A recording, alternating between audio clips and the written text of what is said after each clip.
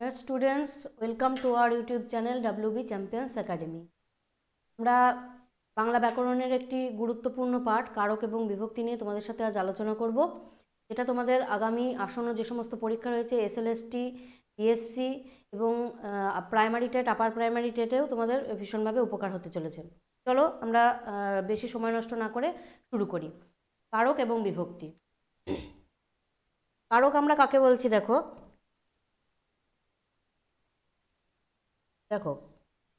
ক্রিয়ার সাথে যদি বাক্যে বিশেষ্য এবং সর্বনাম পদের, বিশেষ্য কি, যে পদ কোনো নাম বোঝায়, কোনো কিছুর নাম বোঝালে তাকে আমরা বিশেষ্য পদ বলি। ঠিক আছে, এই বিশেষ্য পদের পরিবর্তে যে পদকে বসায় তাকে আমরা বলি সর্বনাম পদ। ঠিক আছে, তাহলে বিশেষ্য এবং সর্বনাম পদের সঙ্গে বাক্যের অন্তর্গত ক্রিয়ার যে সম্পর্ক, অর্থাৎ যে পদের দ্বারা আমরা কোনো কাজ করাকে বোঝায়, সেই পদের যে সম্পর্ক তাকে আমরা বলি কারক। এখন কারকে আমি দেখো এখানে লিখেছি যে ক্রিয়ান্বয়ে কারকম, সেই একই কথা এখানে, যে ক্রিয়ার সঙ্গে যদি বাক্যের যে বিশেষ্য এবং সর্বনাম পদের যে সম্পর্ক মানে অন্বয়, ক্রিয়ান্বয়ী মানে কি, অন্বয়ী মানে হচ্ছে সম্পর্ক। ঠিক আছে, সেই অন্বয় বা সম্পর্ক যে পদের সাথে, বিশেষ্য বা সর্বনাম পদের সাথে, তাকে আমরা বলছি কারক। এখন আমরা দেখো কারকের কটা ভাগ দেখতে পাবো না। প্রথমে রয়েছে কর্তৃকারক, তারপরে কর্মকারক, করণকারক, অপাদানকারক, অধিকরণকারক, নিমিত্তকারক। এই ছটি হচ্ছে কারকের মূল ভাগ। এখন প্রথমে হচ্ছে কর্তৃকারক। কর্তৃকারক কি, আর তোমাদের বলে রাখি যে কারক চেনার সহজ পদ্ধতি কি। প্রথমে যদি কর্তৃকারককে যদি আমরা প্রশ্ন করি, মানে ক্রিয়াকে যদি প্রশ্ন করা হয় কে বা কার, এই দুটো দিয়ে প্রশ্ন করে যদি ক্রিয়াকে প্রশ্ন করে যদি উত্তর পায় তাহলে হবে কর্তৃকারক। কর্মকারক কি, কি বা কাকে, তোমরা সহজে মনে রাখবে, এই দুটো দিয়ে যদি কোশ্চেন করে মানে প্রশ্ন করে ক্রিয়াকে প্রশ্ন করে যদি উত্তর পাওয়া যায় কি বা কাকে, তখন হয়ে যাবে কর্মকারক। আর অপাদানকারক কি, যখন আমরা বলি যে হতে, থেকে, তে, ঠিক আছে, এই শব্দগুলি যদি তোমরা সেই বাক্যের মধ্যে পাও তাহলে তাকে আমরা বলছি অপাদানকারক। আর অধিকরণকারক কি, অধিকরণকারক হচ্ছে যদি স্থান, কাল, পাত্র এগুলোকে বোঝায়। স্থান হতে পারে, কাল হতে পারে, কাল মানে কি সময়, তাহলে কাল হতে পারে পাত্র মানে কি, যেটাতে আমরা মানে অবস্থান করে সেটাকে হচ্ছে পাত্র বলছি। সেটা কি হতে পারে, কোনো একটা নির্দিষ্ট বিষয়, জিনিস হতে পারে, যেমন থালা, ঘটি, বাটি, বাসন, ঘরে, বাইরে, ঠিক আছে, রাস্তায়, পথে, এই যে মানে পাত্র, ঠিক আছে, এটাকে আমরা বোঝাচ্ছি। আর নিমিত্তকারক কি, নিমিত্ত যখন আমরা বলি, নিমিত্ত হচ্ছে জন্য, নিমিত্ত, এই শব্দগুলি যদি বাক্যের মধ্যে তোমরা দেখো তাহলে তাকে আমরা বলে থাকি নিমিত্তকারক। এই গেল। এখন আমি দেখো তোমাদের একটা উদাহরণ লিখে ব্যাপার মানে এই ছটি কারকেরই কিভাবে আমরা কারক নির্ণয় করব সেটা আমি তোমাদেরকে বুঝিয়ে দিচ্ছি। তো কি আমি লিখছি যে রানী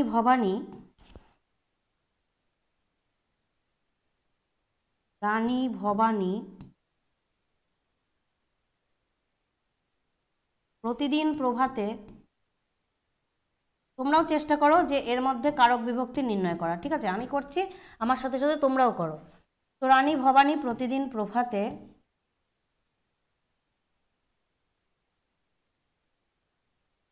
আপন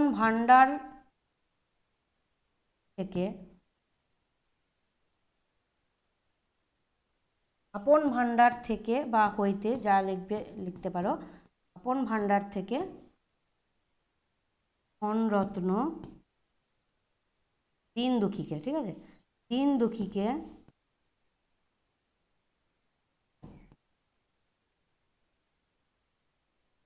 দুঃখীকে ধনরত্ন দান করতেন।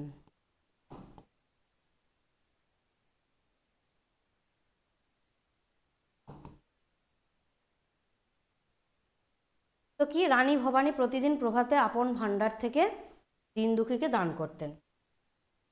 তাহলে এখানে দেখো রানী ভবানী, তাহলে আমি যদি এখানে বাক্যে ক্রিয়াপদকে দান করা, তাহলে এই ক্রিয়াপদকে যদি আমি প্রশ্ন করি, কি বললাম, কর্তৃকারকে কে বা কার দিয়ে, কে দান করতেন, দেখো উত্তর পেয়ে গেলাম কি রানী ভবানী, তাহলে এটা কর্তৃকারক। ঠিক আছে, কর্তৃকারক। আচ্ছা, কি দান করতেন, ক্রিয়াপদকে প্রশ্ন করো কি দান করতেন, ধনরত্ন, তাহলে কি বা কাকে দিয়ে প্রশ্ন করে যদি উত্তর পাই আমি বললাম সেটা হবে কর্মকারক। হলো। এবার দেখো কখন দান করতেন, তাহলে দেখো প্রভাতে।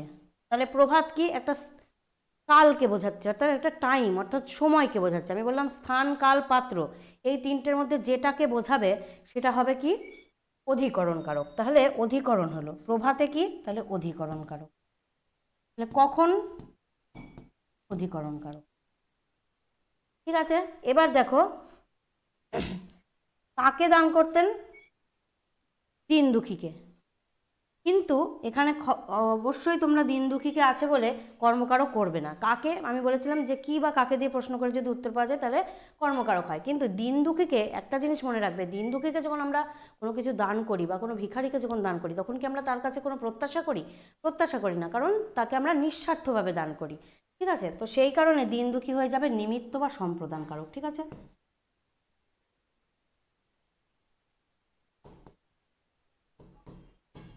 সম্প্রদান কারক, কারণ আমরা তাকে সম্প্রদান করলাম। বা আমরা যখন বলি যে আমরা পাত্রস্থ করলাম, আমাদের কন্যাকে পাত্রস্থ করলাম, মানে মেয়ের বিবাহ দিলাম, তার মানে কি মেয়েকে কি আমরা আবার ফিরিয়ে আনার জন্য বিবাহ দিই না, তার মানে কি আমরা তাকে সম্প্রদান করলাম। ঠিক আছে, তো নিমিত্ত বা সম্প্রদান কারক। তাহলে তোমাদের কর্তৃকারক হলো, অধিকরণ কারক হলো, কর্মকারক হলো, নিমিত্ত কারক হলো, আর কি আছে? এবার হচ্ছে দেখো কোথা থেকে দান করছেন, কোথা থেকে দান করছেন। তাহলে এই দান করা ক্রিয়াপদকে প্রশ্ন করে আমরা পাচ্ছি কোথা থেকে, না এ দেখো ভান্ডার থেকে। তাহলে ভান্ডার থেকে যখন হয়েছে, তাহলে থেকে আছে ভান্ডার থেকে, তাহলে ভান্ডার হয়ে গেল অপাদান কারক।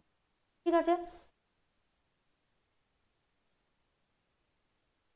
তাহলে আচ্ছা এইখানে আমরা একটা জিনিস আর একটু লিখতে হবে, যেটা হচ্ছে যে আপন হস্তে। ঠিক আছে, আপন হাতে। এখন দেখো কি করেছি না, এবার ক্রিয়াপদকে প্রশ্ন করো যে মানে কোথা থেকে দান করতেন, ভান্ডার থেকে দান করতেন। কি দ্বারা দান করতেন, কিসের দ্বারা দান করতেন, কারণ আমি বললাম করণকারক যখন হয় তখন দ্বারা, দেয়া, কর্তৃক এগুলো বাক্যের মধ্যে থাকে। তাহলে আপন হস্তে, এই যে হস্ত অর্থাৎ হাত, এটা হয়ে গেল তোমাদের করণকারক। তাহলে এখান থেকে আমরা 6টা কারক পেয়ে গেলাম, কর্তৃ, কর্ম, কর্তৃ, কর্ম, দেখো কর্তৃ, কর্ম, করণ, অপাদান, অধিকরণ, নিমিত্ত, 1 2 3 4 5 6। তাহলে একটা উদাহরণ থেকে আমরা 6টা কারককে কিভাবে নির্ণয় করব ক্রিয়াপদকে প্রশ্ন করে সেটা পেয়ে গেলাম। চলো এবার আমরা পরেরটার দিকে যাই। এবার দেখো কর্তৃকারক কি, দেখো কর্তৃকারক কি, যখন কর্তা নিজে অর্থাৎ স্বয়ং কোনো কাজ করে তখন তাকে আমরা কর্তৃকারক বলছি। আমি লিখি, আমি কাজ করি, তুমি যাও, সে যায়। ঠিক আছে, এই যে বা রাম করে, যখন কোনো কিছু নির্দিষ্ট করে বলছি, মানে কর্তা যখন নিজে কোনো কাজ করে তখন এটা হয়ে যায় কর্তৃকারক। তাহলে কর্তা নিজে কাজ করলে কর্তৃকারক। এখন কর্তৃকারকের আবার কিছু ভাগ রয়েছে। কর্তৃকারকের ভাগগুলির মধ্যে প্রথম ভাগ রয়েছে আমাদের, দেখো অনুক্ত কর্তা। ঠিক আছে, এই অনুক্ত কর্তা কি, দেখো প্রথমে আমরা দেখব আমরা যখন পরের বিষয় নিয়ে পড়বো বা পরের পার্টে আসবো আমরা, যে বাচ্য কিভাবে পরিবর্তিত হয়। ঠিক আছে, কর্তৃবাচ্য, কর্মবাচ্য, ভাববাচ্য, এই বাচ্য যখন পরিবর্তন করব তখন ব্যাপারটা আরও ক্লিয়ার হয়ে যাবে। তবুও তোমাদের বলে রাখি কর্তৃবাচ্য কি, কর্তা, এই যে আমি বলছি যে কর্তা নিজে কাজ করছে, মানে আমি গান গাই, ধরো আমি গান গাই, এখানে আমি গান গাই, আমি নিজেই গানটা গাইছি, তাই এইটা হয়ে গেল কর্তৃবাচ্য। ঠিক আছে, কর্তৃবাচ্য। এইবার আমি যদি বলি এইটাকে কর্মবাচ্যে রূপান্তরিত করো, এইটাকে কর্মবাচ্যে কিভাবে রূপান্তরিত করব, আমা কর্তৃক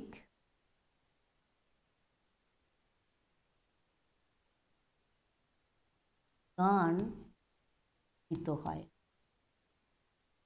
ঠিক আছে, আমা কর্তৃক গান গীত হয়। ঠিক আছে, তাহলে এইটা হয়ে গেল আমাদের কি কর্মবাচ্য। তাহলে আমরা একটা জিনিস বুঝতে পারলাম যে কর্মবাচ্যে দ্বারা, দেয়া, কর্তৃক এই শব্দগুলি কিন্তু থাকে। এবার এটাকে যদি আমি বলি ভাববাচ্যে রূপান্তরিত করো, ভাববাচ্যে কিভাবে রূপান্তরিত করব, দেখো আমার দ্বারা গান, আমার গান গাওয়া হয়, এখানে শুধু দ্বারা কথাটা থাকে না, কিন্তু কর্মবাচ্য আর ভাববাচ্যের মধ্যে প্রায় সিমিলারিটি পাওয়া যায়। আমার গান গাওয়া হয়,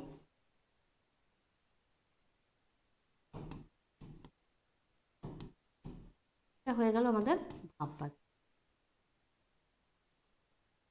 তাহলে কর্তৃবাচ্য ছিল আমি গান গাই, কর্মবাচ্য হয়ে গেল আমার কর্তৃক গান গীত হয়, আর ভাববাচ্য হয়ে গেল আমার গান গাওয়া হয়। ঠিক আছে, আমরা প্রচুর যখন এই বাচ্য প্র্যাকটিস করব পরিবর্তিত কিভাবে হচ্ছে একটা থেকে আর একটা, তখন তোমরা আরও পরিষ্কারভাবে ব্যাপারটা বুঝে যাবে। আচ্ছা, তাহলে আমার গান গাওয়া হয়, এই হয়ে গেল আমাদের ভাববাচ্য। তাহলে এখানে অনুক্তকর্তা কি দেখো, কর্মবাচ্যের দ্বারা দেয়া কর্তৃক থাকবে, আর ভাববাচ্যের ক, র, এর, হ্যাঁ, এই বিভক্তিগুলি যখন থাকে তখন এই কর্মবাচ্য আর ভাববাচ্যের যে কর্তা তাকে আমরা বলে থাকি অনুক্তকর্তা। অর্থাৎ অনুক্ত মানে কি, কর্মবাচ্য আর ভাববাচ্যের কর্তাকে আমরা অনুক্তকর্তা বলি। এইটুকু তোমরা মনে রাখবে যে কর্মবাচ্য আর ভাববাচ্যের কর্তা হচ্ছে অনুক্তকর্তা।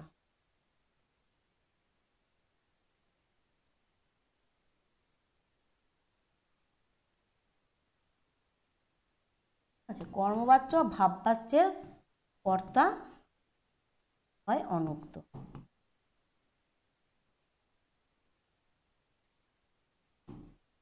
তাহলে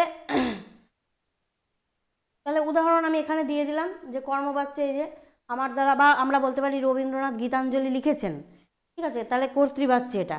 কিন্তু যখন আমরা বলবো যে রবীন্দ্রনাথ কর্তৃক গীতাঞ্জলি লিখিত হয়, তখন সেটা হয়ে গেল কর্মবাচ্য। তাহলে কর্মবাচ্যে কি থাকলো, দ্বারা দেয়া কর্তৃক।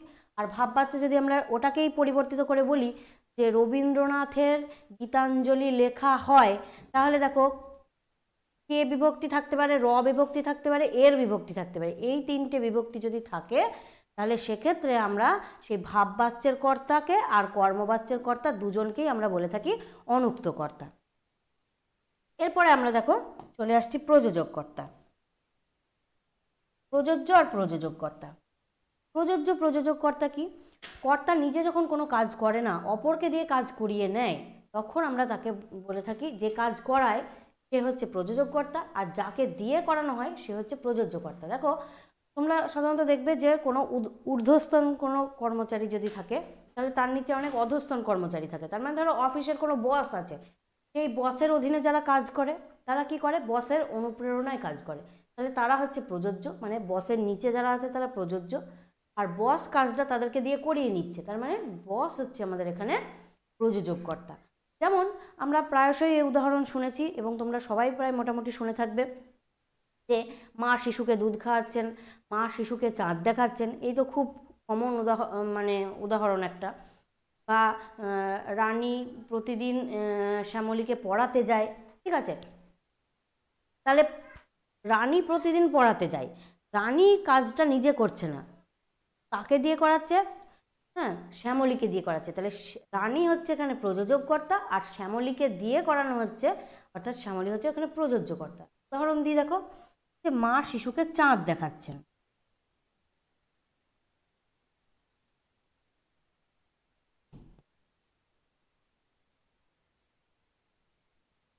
তাহলে কি, মা শিশুকে চাঁদ দেখাচ্ছেন, তাহলে কাজটা কে করছে, মা করছে, তাহলে মা এখানে প্রযোজক কর্তা। কারণ কাজটা মা নিজে করছেন না, শিশুকে দিয়ে করাচ্ছেন, তাই মা এখানে প্রযোজক কর্তা, আর শিশুকে দিয়ে করানো হচ্ছে তাই শিশু হচ্ছে এখানে প্রযোজ্য কর্তা।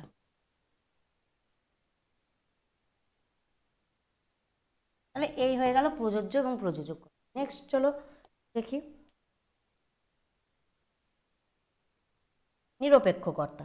নিরপেক্ষ কর্তা কি, বাক্যে দুটো, একটা সমাপিকা ক্রিয়ার কর্তা যদি থাকে আর অসমাপিকা ক্রিয়ার কর্তা যদি পরস্পর পৃথক হয়, বাক্যে সমাপিকা ক্রিয়ার কর্তাও রয়েছে আবার অসমাপিকা ক্রিয়ার কর্তাও রয়েছে, এই কর্তা দুটো যদি পৃথক হয় তখন তাকে আমরা বলে থাকি অসমাপিকা ক্রিয়ার যে কর্তা সেটাকে আমরা নিরপেক্ষ কর্তা বলে থাকি, অসমাপিকা ক্রিয়ার কর্তাকে।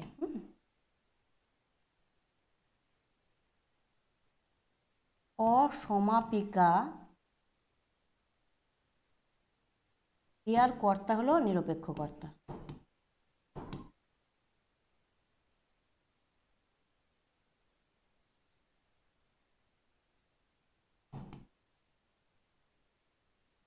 এখন সমাপিকা ক্রিয়া আমরা সকলেই জানি, যে ক্রিয়াপদের দ্বারা কোনো কাজ কমপ্লিট হয় অর্থাৎ সম্পূর্ণ হয়ে থাকে, তাহলে সেটা সমাপিকা ক্রিয়া।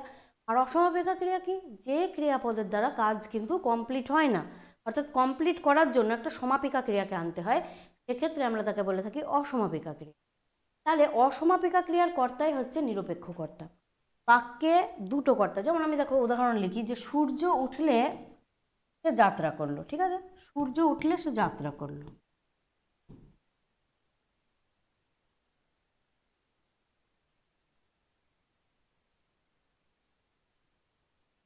সূর্য উঠলে সে যাত্রা করলো, তাহলে এখানে এই উঠলে যে ক্রিয়াপদটা দেখছো এটা হচ্ছে অসমাপিকা ক্রিয়া, ক্রিয়ার কর্তা, পরিষ্কার বুঝতে পারছো। আর যাত্রা করাটা হচ্ছে কি সমাপিকা ক্রিয়া। তাহলে সে যাত্রা কখন করলো? যখন সূর্য উঠলো। তাহলে এই সূর্য হচ্ছে আমাদের এই অসমাপিকা ক্রিয়ার কর্তাকে সূর্য, আর সমাপিকা ক্রিয়ার কর্তাকে সে।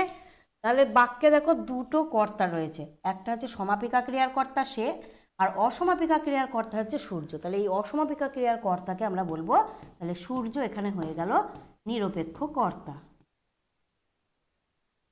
বুঝে গেল? চলো পরেরটা দেখি, ব্যতিহার কর্তা। ব্যতিহার কর্তা কি? যখন বাক্যে দুটি কর্তার কাজের মধ্যে পারস্পরিক বিরোধিতা বোঝাবে। দুটি কর্তার কাজের মধ্যে, বাক্যে দুটি কর্তা আছে এবং সেই কর্তা দুটির কাজের মধ্যে পারস্পরিক বিরোধিতা বোঝাবে।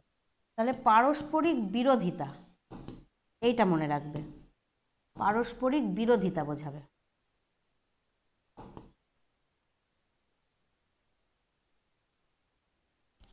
যেমন আমরা বলে থাকি পণ্ডিতে পণ্ডিতে তর্ক হয়, ঠিক আছে, রাজায় রাজায় যুদ্ধ হয়। তাহলে কি দুটো কর্তা, রাজা রাজা, পণ্ডিত পণ্ডিত, তাহলে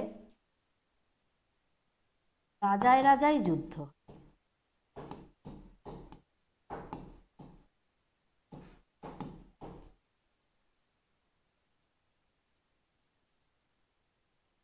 তাহলে রাজা রাজা দুজনে মিলে যুদ্ধ হচ্ছে। তাহলে কি হলো? বাক্যে দুটি কর্তা, এই দুটি কর্তার কাজের মধ্যে পারস্পরিক একটা বিরোধিতা, অর্থাৎ লড়াই বোঝাচ্ছে। সেক্ষেত্রে আমরা বলে থাকি একে ব্যতিহার কর্তা। ঠিক একইভাবে আর একটা কর্তা আছে, এটা আমার এখানে লেখা হয়নি, আমি তোমাদের বলে দিচ্ছি, সহযোগী কর্তা। হ্যাঁ, সহযোগী কর্তা, তোমরা নামের মাঝখানেই বুঝতে পারছো যে কর্তার কাজের মধ্যে সহযোগিতা ভাব বোঝাবে। সহযোগিতা কীরকম?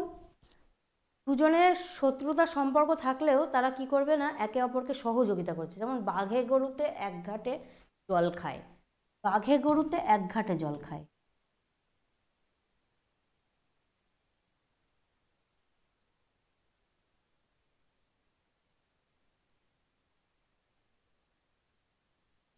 তাহলে কি দুজনার মধ্যে দেখো বিরোধিতা, দুজনার মধ্যে কি এখানে রয়েছে? এখানে বিরোধিতা না, কিন্তু দুজনে বিপরীতধর্মী প্রাণী, কিন্তু তবুও তাদের মধ্যে একটা সহযোগিতার ভাব রয়েছে। তারা কিন্তু এখানে কোনো বিরোধিতা করছে না, এখানে পরস্পর পরস্পরকে সহযোগিতা করছে, মানে দুজনে একই জায়গা থেকে জল পান করছে, ঠিক আছে। তাহলে এই হয়ে গেল সহযোগী কর্তা। এবার দেখো আমরা আসি পরেরটাতে,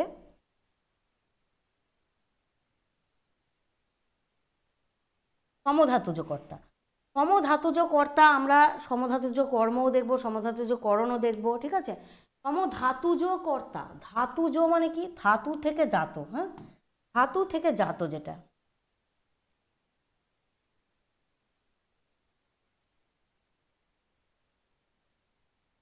তাহলে ধাতু থেকে জাত সেটা হচ্ছে সমধাতুজ।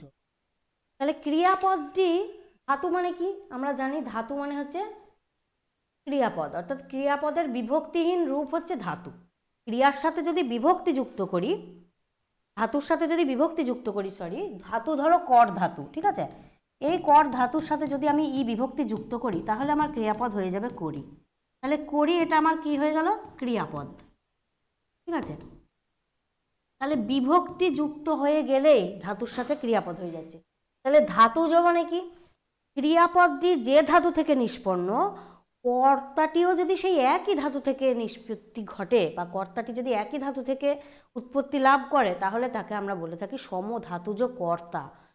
যেমন যেমন দেখো উদাহরণ দিলে তোমরা পরিষ্কার বুঝতে পারবে যে খেলোয়াড়রা খেলছে, খেলোয়াড়রা খেলছে,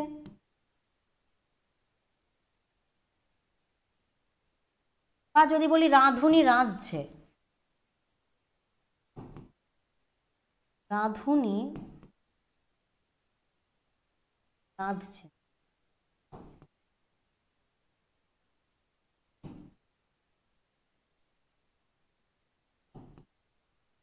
রাঁধুনি রাঁধছে। তাহলে খেলোয়াড়রা খেলছে আর রাঁধুনি রাঁধছে। এখানে আমরা কি দেখতে পাবো দেখো, এই যে খেল ধাতু, খেলছে ক্রিয়াপদের ধাতু কি? খেল ধাতু। খেল ধাতুর সাথে বিভক্তি যুক্ত হয়ে খেলছে হয়েছে। তো খেল ধাতুটি অর্থাৎ খেল ধাতু থেকে যেমন ক্রিয়াপদটি এসেছে, ওই একই ধাতু থেকে দেখো কর্তাটিও এসেছে। ওই খেলের সাথে খেলোয়াড়েরও সম্পর্ক আছে, তাই না? উচ্চারণ করলেই তোমরা বুঝবে। দেখো খেল ধাতু থেকে খেলছে ক্রিয়াপদ, আবার খেল ধাতু থেকেই খেলোয়াড় কথাটা এসেছে। তাহলে ক্রিয়াপদটি যে ধাতু থেকে আসলো, কর্তাটিও সেই একই ধাতু থেকে এসেছে। তাই জন্য এটাকে আমরা বলছি কি, সমধাতুজ কর্তা। রাঁধুনি রাঁধছেও তাই, রাঁধ ধাতু থেকে রাঁধছে। ধাতু কি এখানে? রাঁধ না, রাঁধ হচ্ছে ধাতু। তাহলে এই রাঁধ ধাতু থেকে রাঁধছে ক্রিয়াপদ এসছে। আবার রাঁধ ধাতু থেকে রাঁধুনি শব্দটিও এসছে, তাহলে কর্তাটিও এসেছে। তাই জন্য এটাকে সমধাতুজ কর্তা বলা হচ্ছে। ধাতুজ মানে কি? ধাতু অর্থাৎ ক্রিয়াপদটি যে ধাতু থেকে উৎপন্ন, কর্তাটিও সেই একই ধাতু থেকে নিষ্পন্ন, সেই জন্য এটাকে সমধাতুজ বলা হচ্ছে। অর্থাৎ সম মানে কি? একই, আর ধাতুজ মানে কি? ধাতু থেকে জাত। তাহলে ধাতু থেকে জাত কে হয়? ধাতুর সাথে বিভক্তিযুক্ত হলে ক্রিয়াপদ হয়, তাহলে ধাতুজ। সেই জন্য ধাতু থেকে জাত, জো মানে কি? এই জ শব্দের অর্থ কি? জাত মানে জন্ম হচ্ছে।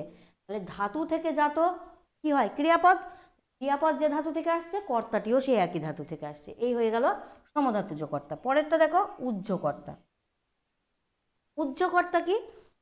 বাক্যে অনেক সময় দেখবে মধ্যম পুরুষ আর উত্তম পুরুষের কর্তা উহ্য থাকে। অনেক সময় কর্তার কথা সবসময় উল্লেখ করা হয় না। যেমন আমরা যদি এরকম বলি যে এখনই বাড়ি যাও, এখনই বাড়ি যাও,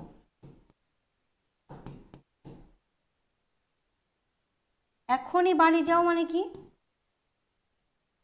আমি উহ্যকর্তা আসছি, উপবাক্য করতে পড়ে যাচ্ছি। দেখো উহ্যকর্তা কি? এখনই বাড়ি যাও। কাকে বলছে এখনই বাড়ি যাও? তোমরা এখান থেকে কোনো সংকেত পাচ্ছ যে কাকে বলছি? হ্যাঁ, তোমাকে বলছি, তোমাকে বলছি। তাহলে এই যে তুমি, এই তুমিটা আমি এখানে কি রেখেছি? উহ্য রেখেছি। তাহলে তুমিটা কি? মধ্যম পুরুষের কর্তা, তাহলে তুমি এখানে উহ্য, তাই জন্যে এটা উহ্যকর্তা। আবার উত্তম পুরুষের কর্তাও উহ্য থাকতে পারে। যেমন আমরা যদি এরকম খুব সুন্দর একটা লাইন আছে, মরিতে চাহি না আমি সুন্দর ভুবনে, মরিতে চাহি না আমি সুন্দর ভুবনে।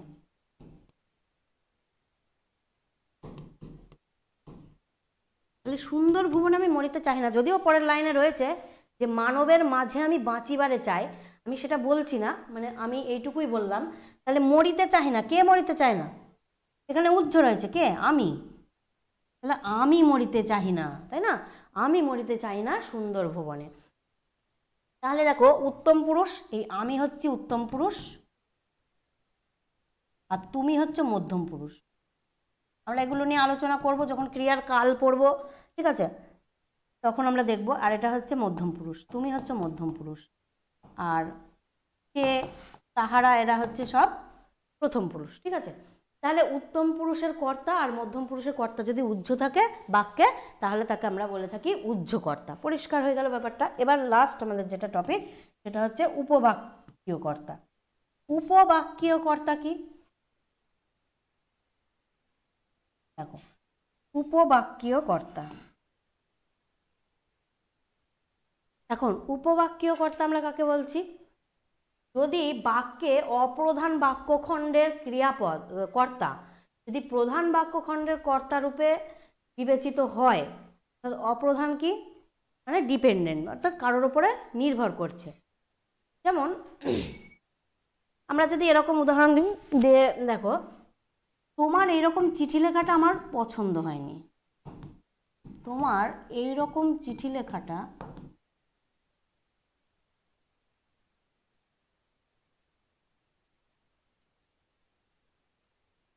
তোমার এইরকম চিঠি লেখাটা পছন্দ না, ধরো সর্বনাশ করেছে, তোমার এইরকম চিঠি লেখাটা সর্বনাশ করেছে। তাহলে কি কোনো অপ্রধান বাক্যখণ্ডের কর্তা, তাহলে এই তোমার এই রকম চিঠি লেখাটা এইটা হচ্ছে অপ্রধান বাক্যখণ্ড। আর প্রধান বাক্যখণ্ড কোনটা? সর্বনাশ করেছে, তাহলে এটা প্রধান বাক্যখণ্ড।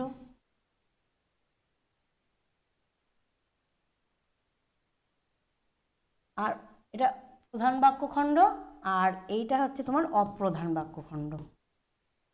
প্রথমটা অপ্রধান বাক্যখণ্ড।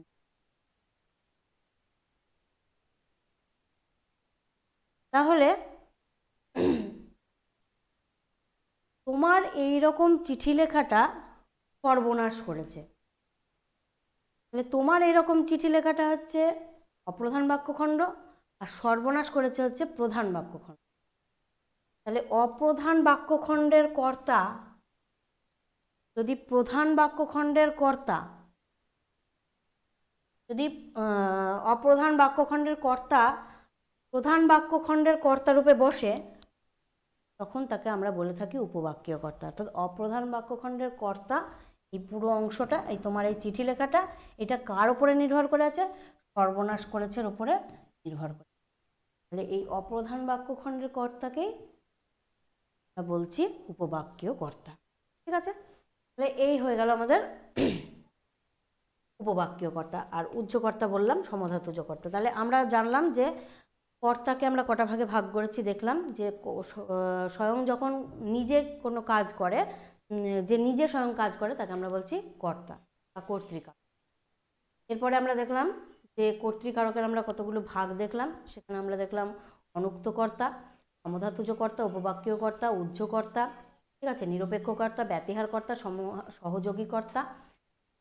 তো এই হচ্ছে আমাদের কর্তার উদাহরণ। পরের দিন আমরা চলে আসব কর্মকারক নিয়ে বিস্তারিত আলোচনা নিয়ে তোমাদের সামনে।